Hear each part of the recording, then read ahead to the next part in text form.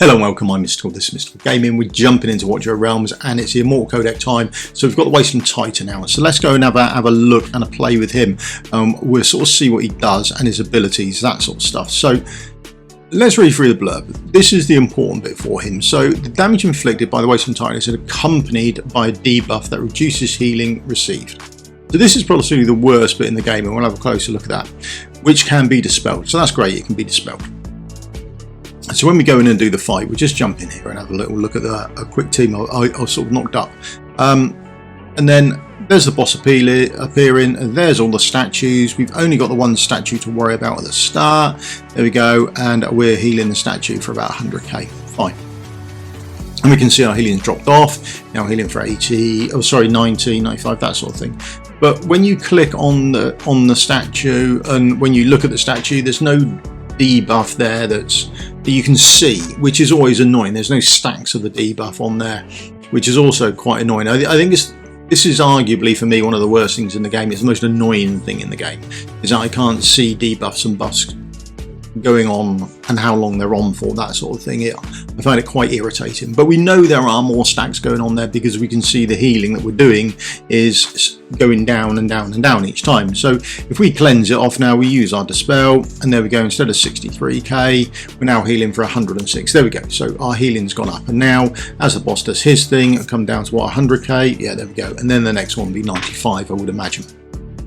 There we go. We can see the stacks going on and off, and that's what we need to do with the boss. We need to keep those stacks off our statues so we can heal them up for a decent amount. It makes life for our healers easier, and then when they're actually up and running, our statues shoot at the boss and they do some decent damage to the boss. Now the other thing we want to do is up our healing. So you want to make sure you're covering off as many of these as you can to actually make sure you can keep the spell off and you can keep enough healing going on them, and then you can actually get them up and running and they are firing and shooting at the boss and doing loads of damage to the boss. Absolutely fantastic.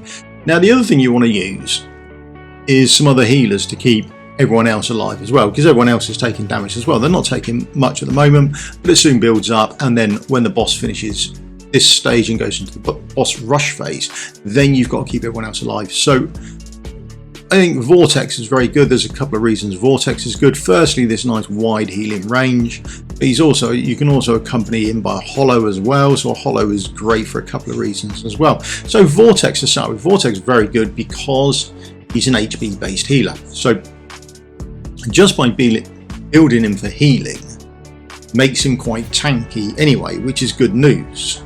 So that's fantastic. So we can build up a Vortex, absolutely brilliant. That's good news for you. Hollow, not so much. She's got the wide range, but she does bring rage regen. So if you're struggling at the start, you may want to bring a Hollow along. You may want to fit out some rage regen so you can get round to casting these spells a bit more often, and then your healing's a bit easier. It might push you on a little further into the game, okay? So possibility for you. I mean, there are other things you can do, like you can bring in a Sadie as well, and she's going to offer some mitigation for the damage, which is always a good sign. And that's sort of how you sort of slowly build up your team. But if you see, a lot of the team cover each other. So each one of these healers covers not only the statues but also each other, which is a nice way to sort of build your team up and help you out with the healing as you go on. As you progress up through the ranks or progress up through the levels on this, you can actually start to see this progress. Now the other thing is, what you want to do is, we'll speed this up a bit, as you progress on through, you'll take more and more damage. The boss will do more and more as he goes on, which is fine, and your heroes will take more damage, and that's all right. But as long as you can heal through it. So you'll find out what a lot of people do with their healers is build them more HP and a lot more tanky than they will straight up, particularly the attack healers. They won't go full out attack. You'll have to add in some HP and you'll have to add in some defense because you'll want to keep your healer alive. HP healers are probably better because they have this generic tankiness built into them. There we go. Hollow died first, and that's because he has a lot less HP and defense than everyone else. Now, if we have a look at the leaderboard, you'll see that a lot of people on the leaderboard will have will have additional stats put onto them, which additional HP and that sort of thing put on them. They won't have your normal healer set. So here's this person who's top. There we go. Straight away. Right in there, we've gone HP and defense plus 25 plus 10%. Okay, so that's already gone in there. Okay, and he's got HP of 43k and defense of best part of just over 1300. Okay, and we can sort of pick that up with any healer we like. So there's another one there, HP. There we go. We've got another set on there, and then even as here's an attacking based healer. So we've got more attack there. We've got attack there, but in here we've got HP as a main stat, we've got attack speed, and then we've got attack speed. So they've built in additional HP. There's someone else here. What have we got? Attack, and HP. There we go. So you're going to need to build stuff in to your attack-based healers. Or attack-based healer. What have we got here? Attack, and HP. There we go. Whew. Okay, so that is something you're going to have to be aware of. Have a look at who dies first on your team, and when they die, have a look, do I need to place them somewhere where they're covered by more healers, or do I need to put more HP and defense in there? Because all your healers that are dead heal for a lot less than all your healers that are alive and on the battlefield. Okay? So that's just straight away nice and easy for you. Let's keep it basic. I do like to keep it nice and easy. So there we go. Keep your healers alive, build them with some HP, even if they're attack based healers, because that way they will stay on the field for longer and they will do more healing for you. Okay, now let's go on for a quick auto fight. So this is my team. I'm still using a vortex in there, and then I've got everyone sort of covered off by each other. I put them mostly down the bottom and then reaching out to those statues at the other end. Okay, that's the way I do it. I also pretty much run it on full auto as well. I'm quite lazy. I don't worry about doing a manual run, but if you want to, feel free to do a manual run. You will probably get a little bit further if you can sort of time your dispels off a bit better.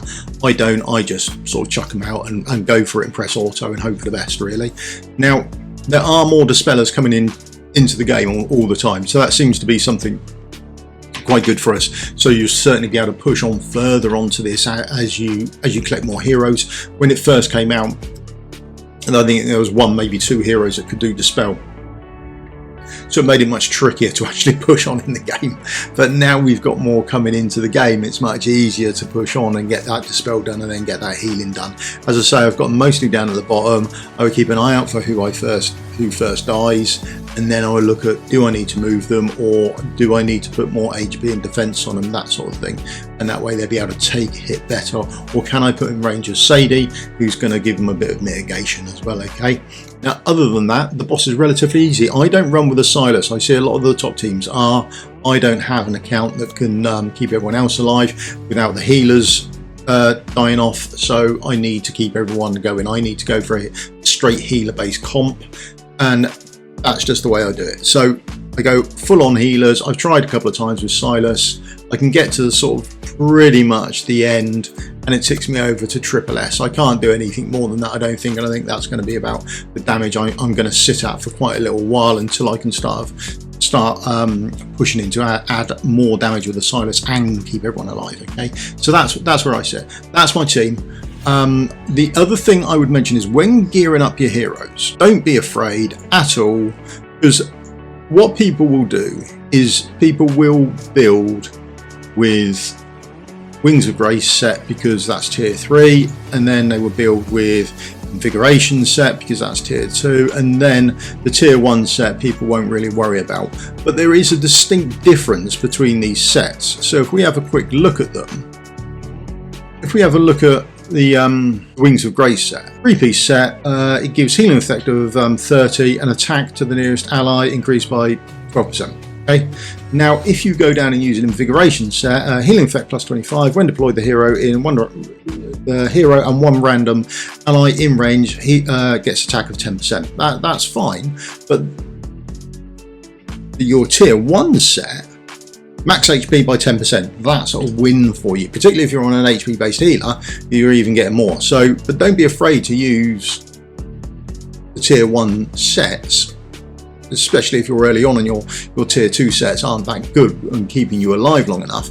come down, use a tier 1 set, chuck them on, gain the extra HP because you'll live a bit longer. The longer you live, the more healing you can do, the more damage you do to the boss, the higher up you get in the boss fight, and therefore the better rewards you get. Okay, right, that's me done for the day. Just a quick one on this boss fight. Okay, I hope it's helped you out. If you've got any tips, put them down in the comments below. It's always good for other people to read through and have a look at what else other people are doing. And if you could leave me the old thumbs up, like and subscribe, would help me out massively. And I'll see you all in a video again soon. Thank you very much for your time. Cheers. Goodbye.